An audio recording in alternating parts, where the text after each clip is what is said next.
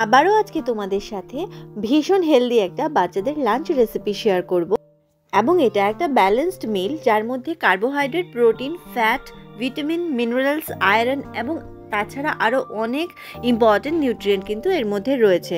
কিন্তু তার আগে সবাইকে welcome back to mom and munchkin. তো চলো দেরি না করে রেসিপিটা শুরু করি। তো এই রেসিপিটা বানানোর জন্য প্রথমেই আমি নিয়ে নিচ্ছি 1.5 চামচ মতো চাল। আমি এখানে গোবিন্দভোগ চাল দিয়ে এই প্রিপারেশনটা বানাচ্ছি।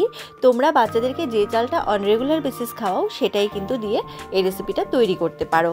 তার সাথে নিয়ে নিচ্ছি আমি এখানে 2 চামচ মতো মুগ ডাল।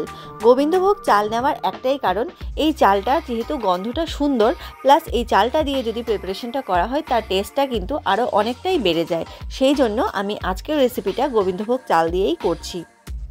তারপরে দেখো চাল আর ডালটা আমি খুব ভালো করে ওয়াশ করে নিচ্ছি। চাল আর ডালে তো অনেকটাই নোংরা থাকে, তো মোটামুটি 2-3টে রাউন্ডে আমি এখানে ওয়াশ করে নিচ্ছি যতক্ষণ না ক্লিয়ার ওয়াটারটা বেরোচ্ছে। তো মোটামুটি আমি 2-3টে রাউন্ড ওয়াশ করার পরে জলটা ফেলে দিয়ে আমি আবারও করে একটুখানি জল এটার মধ্যে দিয়ে আমি 15 মিনিটের মতো চাল আর ডালটাকে ভিজিয়ে রেখে দেবো।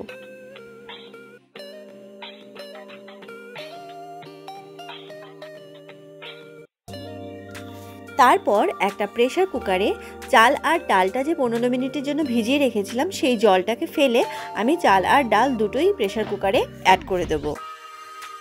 আমি এই রেসিপিটাতে মুগ ডাল ইউজ করেছি, তোমরা চাইলে কিন্তু মুসুর ডাল দিয়েও করতে পারো, কিন্তু মুগ ডাল মুসুর ডালের তুলনায় কিন্তু অনেক বেশি হেলদি। তাছাড়া ছোট বাচ্চাদের ক্ষেত্রে মুগ ডাল দিয়ে করলে মুগ ডালটা যেহেতু অনেকটাই লাইট এবং ইজি টু ডাইজেস্ট বাচ্চাদের ক্ষেত্রে, সেই জন্য কিন্তু ওদের হজমের কোনো সমস্যা হয় না। তো সেই জন্য ছোট বাচ্চাদের ক্ষেত্রে কিন্তু মুগ ডাল দিয়ে করাটাই বেটার। ডাল আর চাল অ্যাড করে দেওয়ার পরে আমি এখানে দিয়ে দিচ্ছি কিছুটা গাজরটা আমি এখানে গোল গোল করে একদম পাতলা পাতলা করে কেটেছি যাতে সেদ্ধ হতে সময় কম লাগে, কারণ গাজর সেদ্ধ হতে কিন্তু অনেক বেশি সময় লাগে। আর এখানে দিয়ে দিচ্ছি কিছুটা বিট। আমি এখানে বিটটা দিয়ে ইউজ করেছি কারণ বিটে প্রচুর পরিমাণে কিন্তু আয়রন থাকে। তাছাড়া বিট বাচ্চাদের জন্য কিন্তু খুবই হেলদি, আর উইন্টার সিজনে বিট তো প্রচুর পরিমাণে পাওয়াও যায়, সেই জন্য বিটটা ইউজ করে বাচ্চাদের খাবারে কিন্তু খাবারের পুষ্টিগুণটাও কিন্তু বাড়ানো যায়।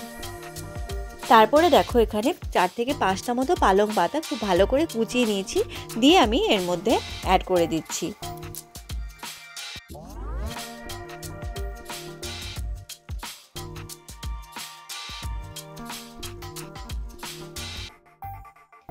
তারপরে আমি এখানে দিয়ে দিচ্ছি সামান্য একটু হলুদ গুঁড়ো, দিয়ে দিচ্ছি 1/2 টিস্পুন মতো গোটা জিরে।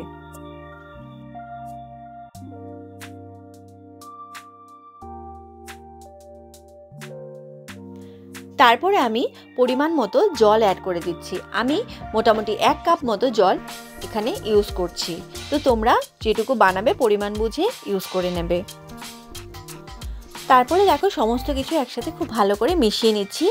আর হ্যাঁ, একটা কথা, যদি তোমাদের বেবিরা 1 বছরের ওপরে হয় তাহলে অবশ্যই তোমাদের বেবিদের টেস্ট অনুযায়ী তোমরা নুন কিন্তু ইউজ করতে পারো। তারপর প্রেসার কুকারে ঢাকনাটা লাগিয়ে দিয়ে লো হিটে আমি 3টে হুইসেল দিয়ে রান্নাটা কমপ্লিট করব।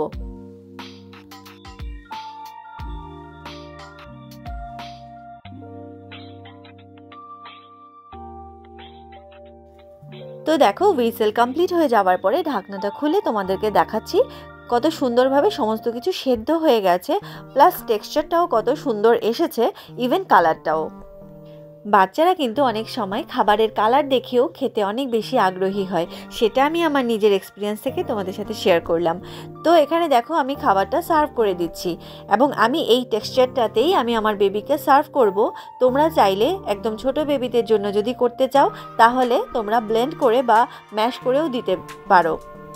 খাবার ব্লেন্ড করার চাইতে ম্যাশ করে দিলেই আমার মনে হয় বেবিদের চিউইংয়ের যে হ্যাবিটটা সেটা অনেক তাড়াতাড়ি ডেভেলপ করে। তারপর দেখো আমি সামান্য ঘি এখানে অ্যাড করে আমার বেবিকে সার্ভ করে দেব। ঘিটা অবশ্যই তোমাদের বেবির এজ অনুযায়ী তোমরা মিশিয়ে নেবে।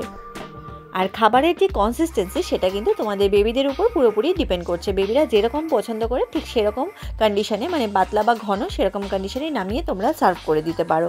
তাহলে কেমন লাগলো তোমাদের রেসিপিটা অবশ্যই কিন্তু তোমরা জানাবে। আর যদি ভালো লেগে থাকে একটা লাইক অবশ্যই করে দেবে। আর চ্যানেলে নতুন হলে চ্যানেলটিকে সাবস্ক্রাইব করে নেবে। দেখা হচ্ছে নেক্সট ভিডিওতে। ভালো থাকবে, সুস্থ থাকবে, টাটা।